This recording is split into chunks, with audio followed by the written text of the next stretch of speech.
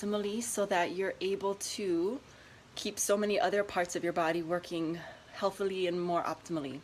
So a lot of the times we're sitting so much that we're losing the mobility that we need in our hips, and that's affecting then our low back and further up the chain, and it's affecting down the chain as well. So the hips are such an important area. They're like that middle marker in your body, and if things aren't functioning well there and moving well there, again, it affects up the chain and down the chain. Specifically, I want to talk today about, well, first understanding the mobility of the hip and what we should have, and some exercises that can keep you healthy and working well there, but then how it will then also affect the knees and get you out of knee discomfort or knee dysfunction, and then how it'll help all the way down to the feet with things that ail a lot of us, which is things like plantar fasciitis or certain pain going down in the feet.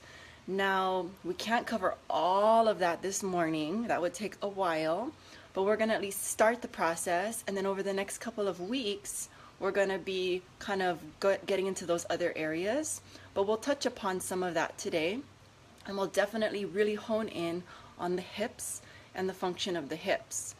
So starting off with some basics, we want to know about the hip and how it works.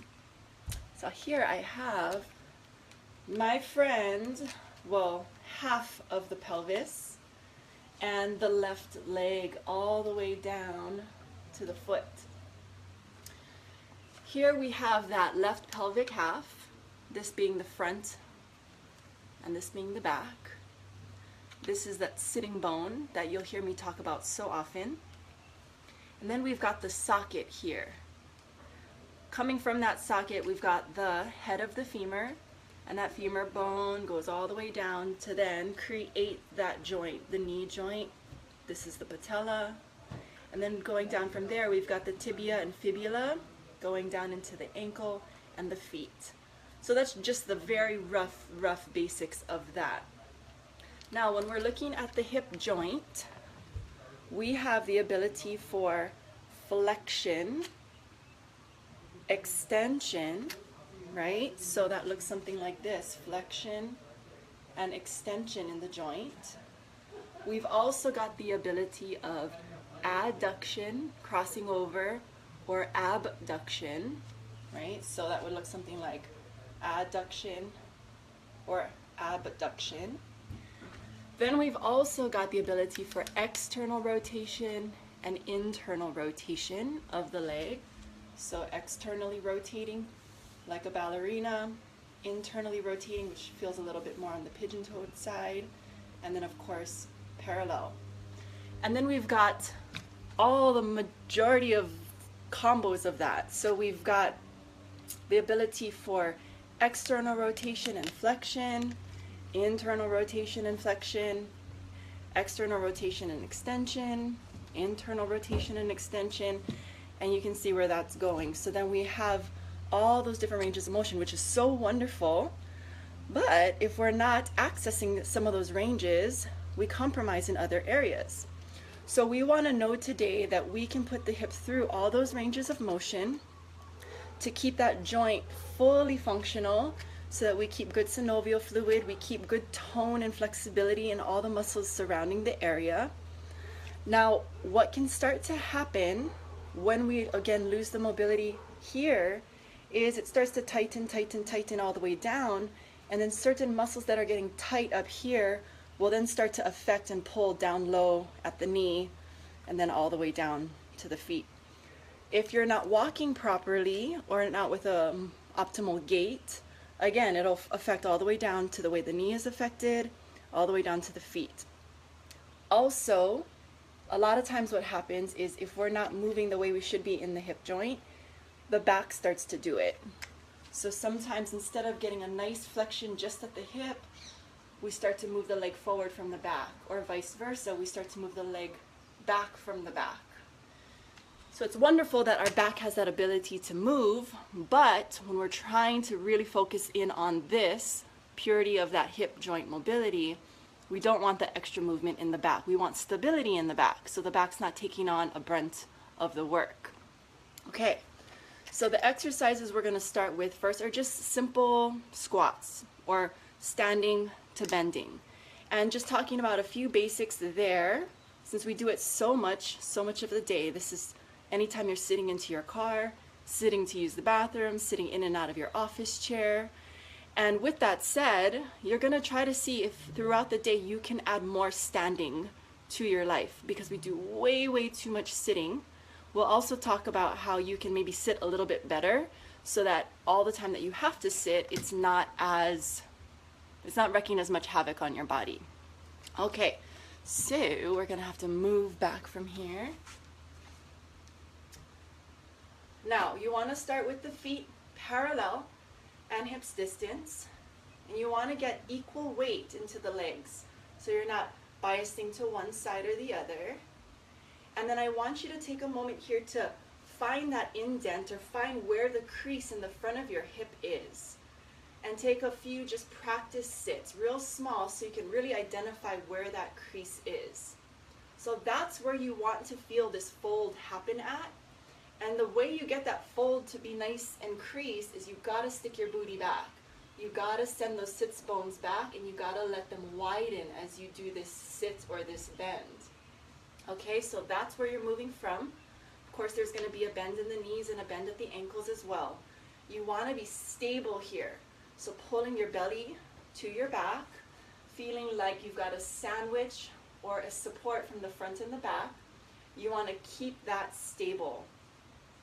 So what that's gonna look like here is as we bend at the knees, we're gonna also crease and fold and hinge at the hips.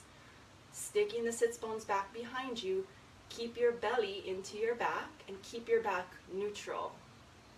And then stand back up. So oftentimes we might be sitting like this with a round. We don't want to be rounded. We also might sometimes dump and sit with too much of an arch, no support in the back. And we don't want to sit like that either. So you really want to put that belly to back. Feel like you've got a corset, a belt cinching around your waist and your hips. Keep that stability as you sit down and back. Let the hips crease in the front. Widen the sits bones in the back. And then stand right back up. So you sit down. You can start to sit a little lower, getting a little more challenge into the quads, hamstrings, butt, and core body. And then standing back up. Now I'd like to mention about the knees. We want the knees to track straight ahead. Generally, we say we want the knees to track over that second toe. So we don't want those knees knocking in or going out. With that said, you want equal weight in the whole entire soles of the feet. So you won't let the ankles collapse or the arches collapse, and you won't also fall to the outer edges of the pinky toes. So get real centered there in the center of your heels, in the ball of the foot. Feel your weight start over your ankles. And as you go into that hip crease and that body hinge, track those knees over the second toes. Feel equal weight in the feet. Again, some of the tendencies here are this, or sometimes this. And so for this parallel setting, that's what you're going for. Really pull those abs in, away from this front hand towards your back hand without tucking, and simply stand back up. So this hand position is just temporary. It's just there to help give you some feedback to know where your pelvis is or isn't. But after time, you want to either take your hands to your hips so your shoulders can be in a better position, or reach the arms forward. So let's say we're going to take the arms forward, bring the shoulders onto your back like we've talked about in our shoulder series, and let that just be settled there. And now we take that sit down and back again, tracking the knees over the second toe. Now we're going to start to bring a little more weight to the heels. This will start to challenge a different part of the legs, a little more hamstring and glutes. Then shift your weight forward more towards the balls of the feet. Try to do this without gripping the feet or clenching the toes. As you stay in this seated position, you can rock back and then rock forward.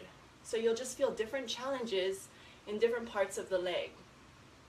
And then rocking forward, and then bring your weight right over the ankles again and stand upright. So we'll do that one more time. I'm going to turn sideways so you can see. You're going to sit down and back, feeling that support. Arms are setting themselves, shoulders on the back. Keep the feet open, keep the toes free and light, so you can keep the whole sole of the foot connected, which helps you to not collapse the arch or grip the toes. You're going to shift your weight back to the heels, forward towards the balls of the feet. Back to the heels, forward towards the balls of your feet. One more time. Shift back. Keep the abs in. Keep the shoulders settled. Go forward. Come back to the center, which would be over your ankles, and then stand back up. Okay, so that's one way to start getting warmed up. It's easy to do. You don't need to be getting on the floor. This is all standing. This is something you can do at work. This is something you can do at the airport while you're traveling. So you want to be able to bust this out as much as you can to work on getting those hips stronger, mobile, and to start to get the whole body participating in a functional way. So we adjust the feet, making sure they're not gripping, aligning the knees, making sure they're not going out of track, and making sure you've got that good stability in the core body to support the movement in the hips. So now I want to show you a couple things on the ground, and you don't need a lot of space for these, and so we're going to go to the ground from here.